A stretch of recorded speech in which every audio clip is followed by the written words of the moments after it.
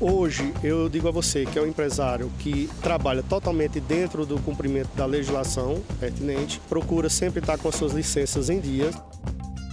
Toda a clandestinidade existente é um mal na região e isso temos que combater.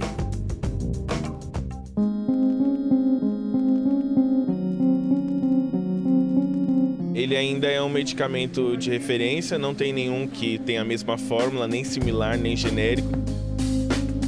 Um dos pedidos foi para que houvesse a incorporação no RENAME, que é a lista de medicamentos do Sistema Único de Saúde. Tudo isso agora no Via Legal.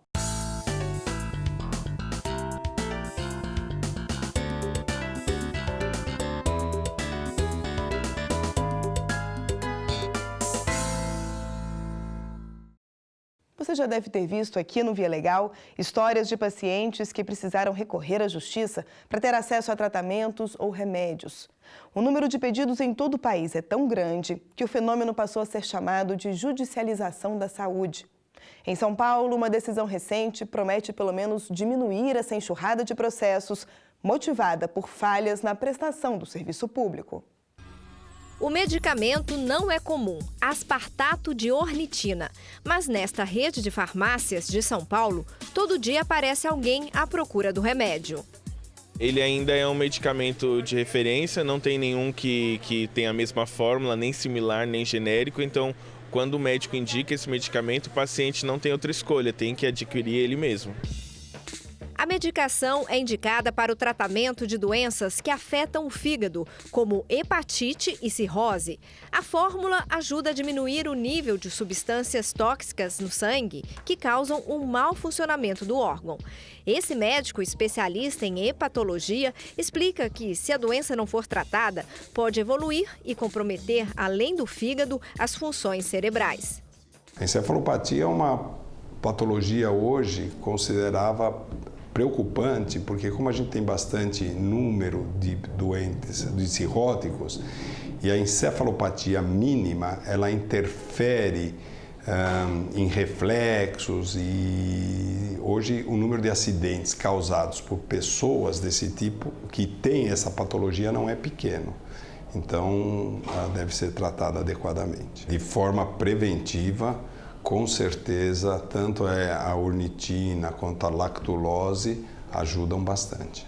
O aspartato de ornitina não aparece na lista dos remédios padronizados pelo SUS e nem na Relação Nacional de Medicamentos Essenciais. Isso significa que o produto não pode ser distribuído pela rede pública de saúde. E a única alternativa do paciente é pagar por essa caixa, que custa cerca de R$ 80.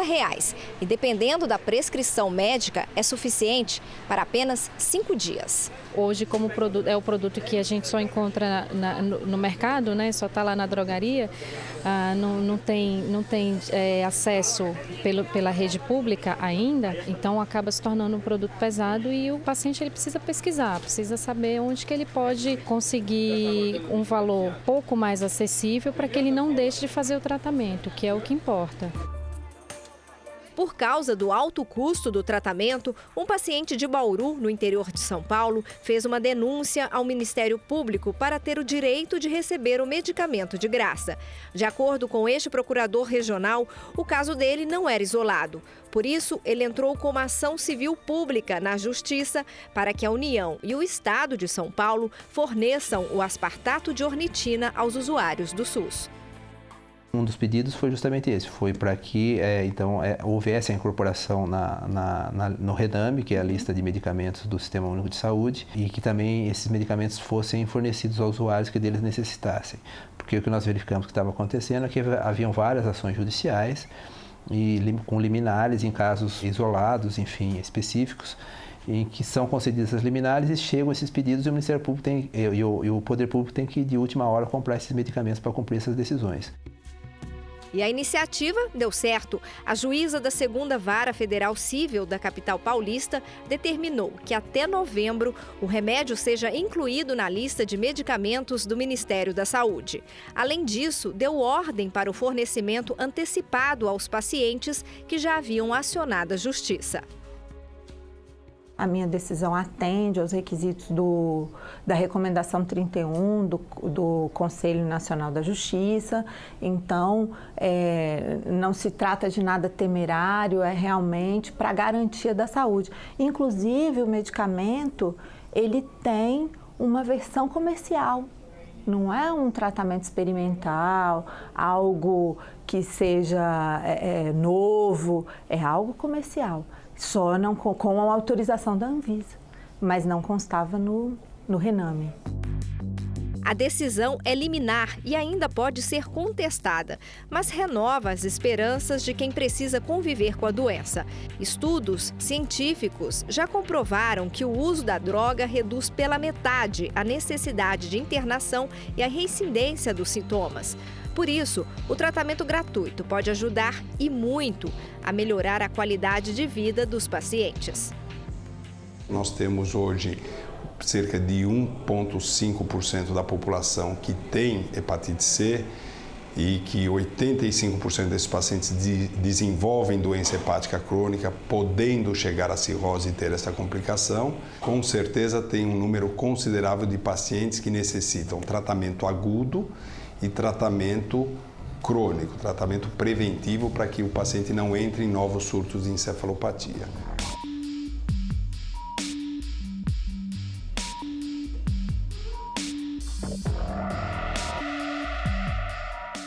O assunto agora é educação superior. Além de funcionar como uma espécie de vestibular unificado, o Exame Nacional do Ensino Médio também é pré-requisito para quem quer fazer parte de programas do governo como Ciências Sem Fronteiras. Essa é a regra, mas a Justiça tem entendido que em alguns casos específicos o aluno tem direito à bolsa de estudos, mesmo sem ter feito a prova. Bienvenue aux Sciences Sans Frontières. Bem-vindo ao Ciências Sem Fronteiras. A saudação marcou a chegada de Gabriele à França e o início de uma jornada importante. A experiência de morar e estudar em outro país durou 1 ano e deixou saudades. Os franceses são diferentes, a instituição também é diferente. Morar sozinho também é bem diferente quando você mora com os pais aqui e tal. Mas foi legal, passou bem rápido. Para fazer parte do programa do governo, os candidatos precisam conhecer o idioma do país parceiro, ter concluído pelo menos 20% do curso e tirado boas notas. Outro critério de seleção é o desempenho no Exame Nacional do Ensino Médio. O estudante precisa fazer no mínimo 600 pontos na prova. O Alas cumpriu quase todos os requisitos. O pedido só foi negado porque ele não fez a prova do Enem. O jeito foi recorrer à justiça para conseguir embarcar para os Estados Unidos, de onde falou pela internet com a equipe do Via Legal. Não cheguei a fazer o Enem porque na época que eu entrei para a faculdade tinha o vestibular, né? Então você poderia escolher entre o vestibular e o Enem. E eu fui aprovado com o vestibular. Então não tive a necessidade de fazer o Enem. O Alas entrou para a Faculdade de Engenharia Ambiental em 2012. Na época, a nota do Enem ainda não era uma exigência para a concessão da bolsa no exterior. Essa regra só passou a valer na prática em 2013, mesmo ano em que o estudante resolveu se inscrever no Ciências Sem Fronteiras e recebeu a resposta de que não poderia participar do programa. Ao meu ver, isso fere o princípio da isonomia e o princípio da razoabilidade. Haja vista que não teve um lapso temporal para que os estudantes que conseguiram ser aprovados por meio de vestibular pudessem ter um tempo no sentido de prestar o Enem especificamente para o programa Ciências Sem Fronteira. Na primeira instância, o pedido foi negado, mas o Alas não desistiu. Conseguiu uma liminar no Tribunal Regional Federal da Primeira Região para não perder o início das aulas na faculdade estrangeira. Assim como ele, outros 22 estudantes começaram os estudos no exterior por determinação judicial. Em nota, o Conselho Nacional de Desenvolvimento Científico e Tecnológico afirmou que, em 2011, a pontuação no Enem já era considerada requisito classificatório. Os estudantes ainda tiveram um prazo de 2 anos para se adaptar à exigência, caso quisessem participar do programa.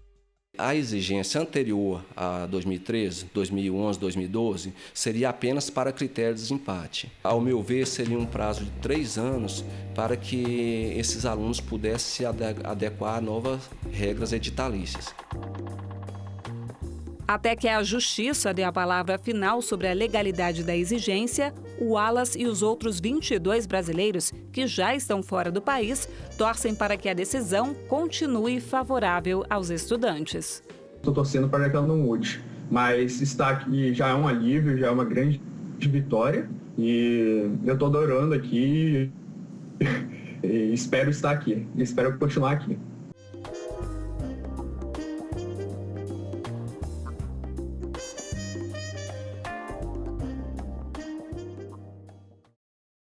Fazer um curso superior era o sonho de uma jovem de Guiné-Bissau que veio estudar no Brasil. Apesar de ser estrangeira, ela entrou na Universidade Federal do Rio Grande do Sul pelo sistema de cotas. A decisão da Justiça levou em conta uma premissa básica: o direito à educação, independentemente da origem do estudante. Sempre com um sorriso no rosto.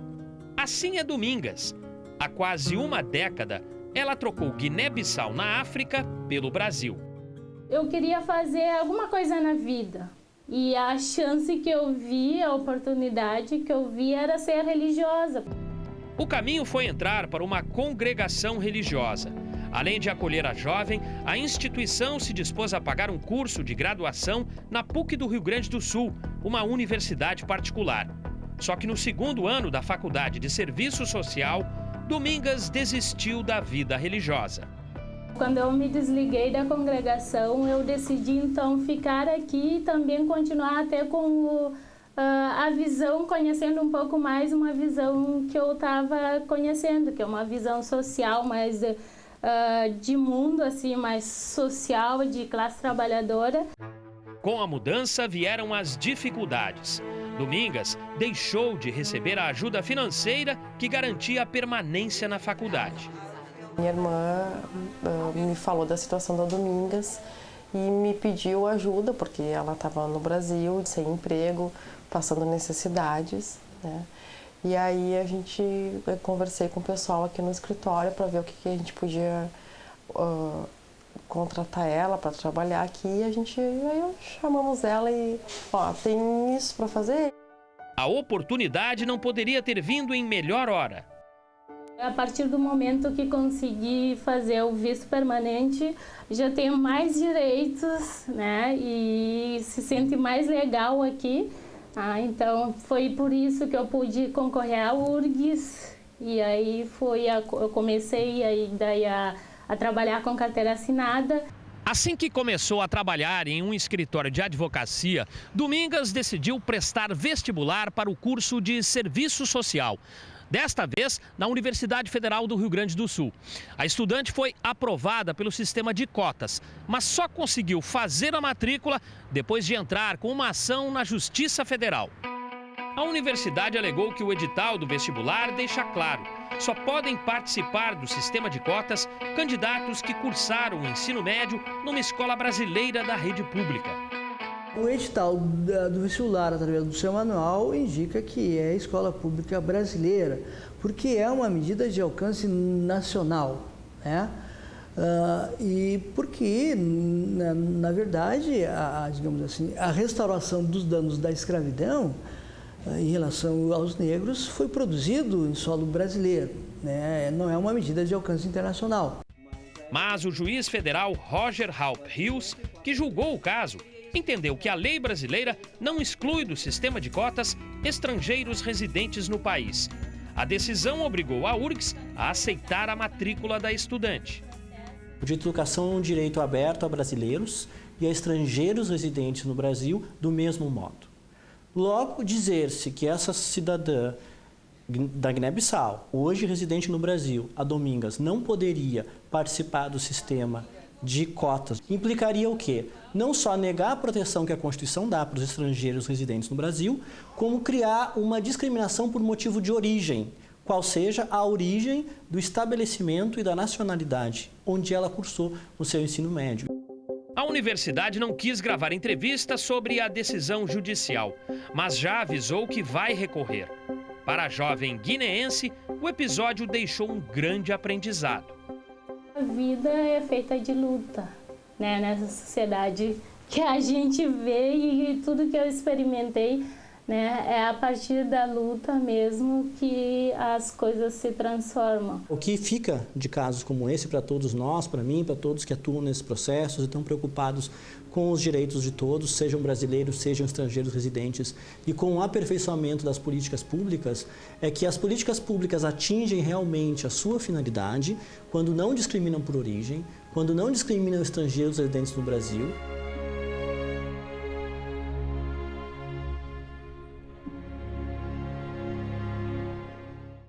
Há um bom tempo, o país tem tentado controlar a extração de madeira, identificando a origem e o destino da matéria-prima. As licenças são exigidas tanto de quem vende quanto de quem compra o produto. A estratégia tem dado resultados, mas brechas no sistema ainda alimentam o comércio ilegal. Na reportagem de Alessandro Moura, você vai conhecer uma empresa de Pernambuco que foi flagrada pelo IBAMA e condenada pela Justiça.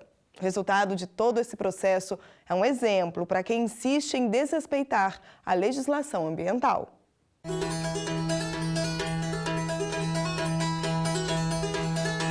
Muita gente não sabe, mas o sertão de Pernambuco produz 95% de todo o gesso vendido no país. Os municípios de Araripina, Trindade, Ouricuri, Bodocó e Ipubi formam o polo gesseiro do Brasil. Com o crescimento do setor nos últimos anos, a região tem atraído a atenção de investidores e não falta mão de obra para atender a demanda do mercado.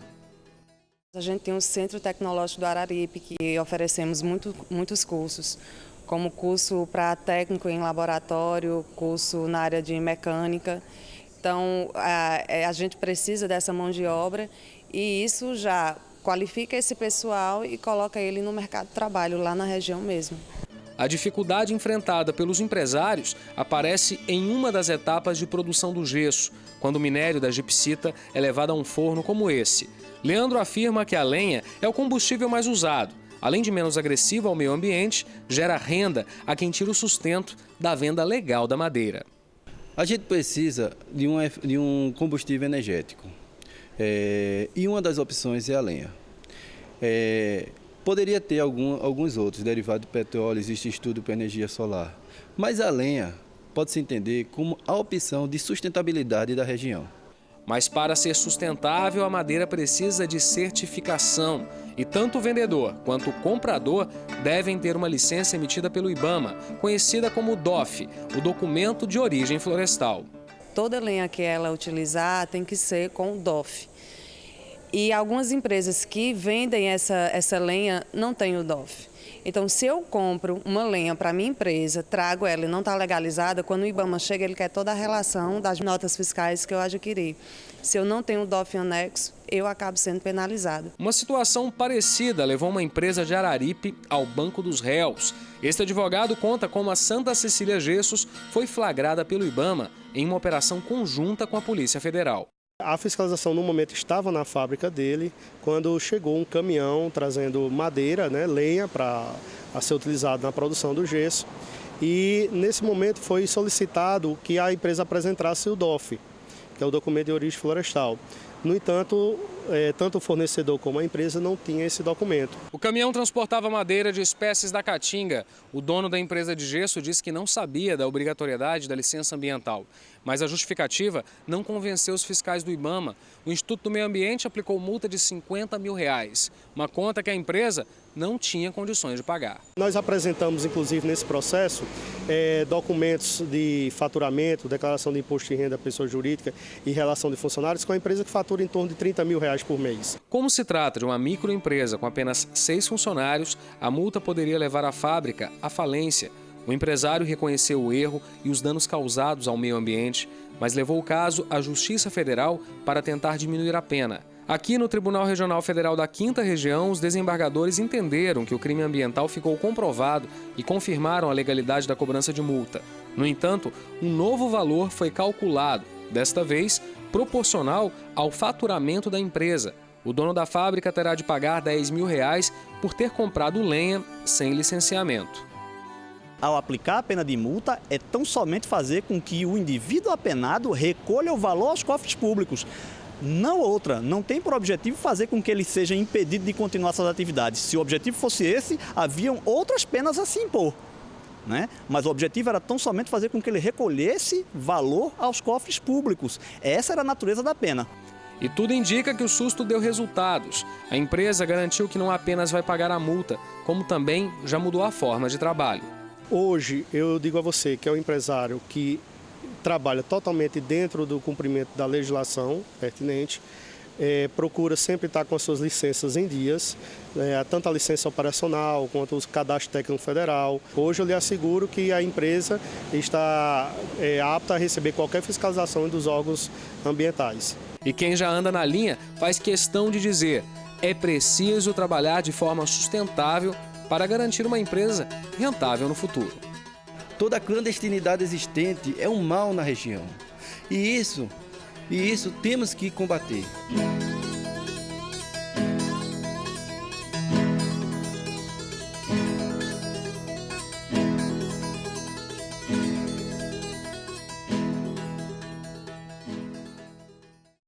Em todo o país, não faltam exemplos de candidatos a uma vaga no serviço público que são desclassificados por motivo de doença ou incapacidade. Também não são raros os casos em que essa decisão acaba sendo contestada na Justiça. A história que você vê agora vem do Rio de Janeiro e levou os Correios ao banco dos réus. Luciano tem 33 anos e mora em Tanguá, município da região metropolitana do Rio, a 65 quilômetros da capital fluminense. Em 2011, ele decidiu fazer o concurso dos Correios. Queria ser carteiro.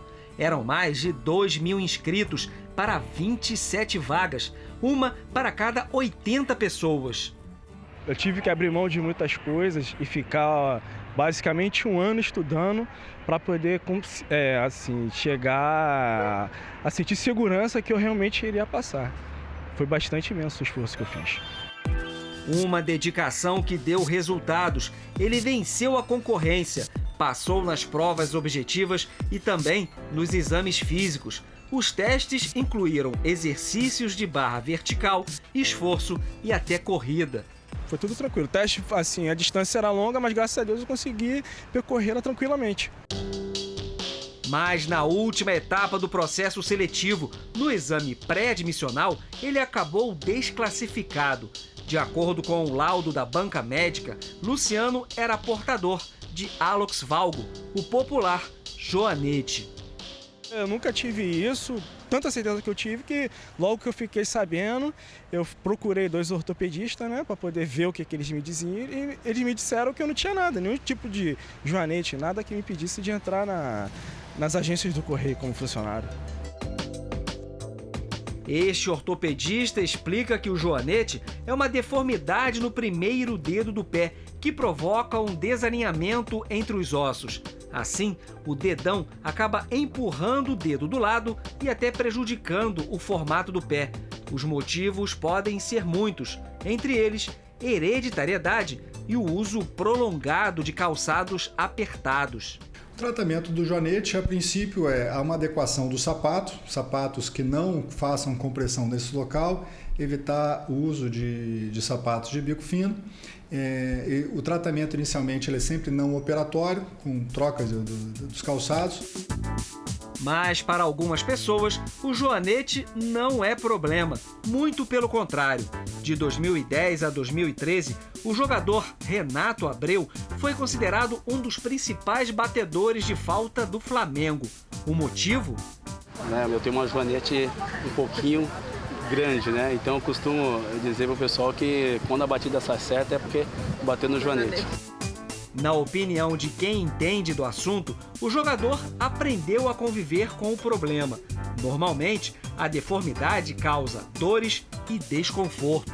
Eu tenho um paciente especificamente aqui, um atleta de corrida de longa distância que tem um pé deformado, um pé plano, com um joanete e que corre às 24 horas lá da escola naval. Então, correu 144 quilômetros em 24 horas, então tudo é possível. Luciano não é atleta, nem nunca sonhou ser jogador de futebol. O único desejo é assumir a função para a qual prestou o concurso e provar que não tem joanete. A alternativa foi procurar a Defensoria Pública da União e entrar com uma ação judicial contra os Correios. Um médico perito da própria Justiça Federal examinou os pés do candidato e não encontrou o tal joanete. E realmente o caso é espantoso porque ninguém enxergou mais joanete. Nem a médica que ele consultou, nem o perito do juízo que fez um exame detalhado no pé dele, nos dois pés, e não achou joanete nenhum. Diante dos fatos, o juiz que analisou o caso determinou: o ato administrativo que considerou Luciano incapaz de ser carteiro terá de ser anulado. A estatal já entrou com recurso e o processo agora seguirá para a segunda instância. Luciano aguarda a decisão final da Justiça. Espero que acabe logo essa novela. Eu confio na Justiça, entendeu? Que tudo vai dar certo, entendeu? Eu creio que, por mais que esteja demorando, que uma hora vai chegar e eu vou entrar para a empresa, finalmente.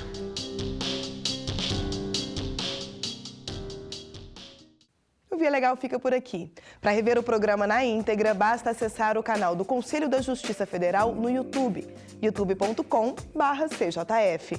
Eu te espero na semana que vem. Até lá!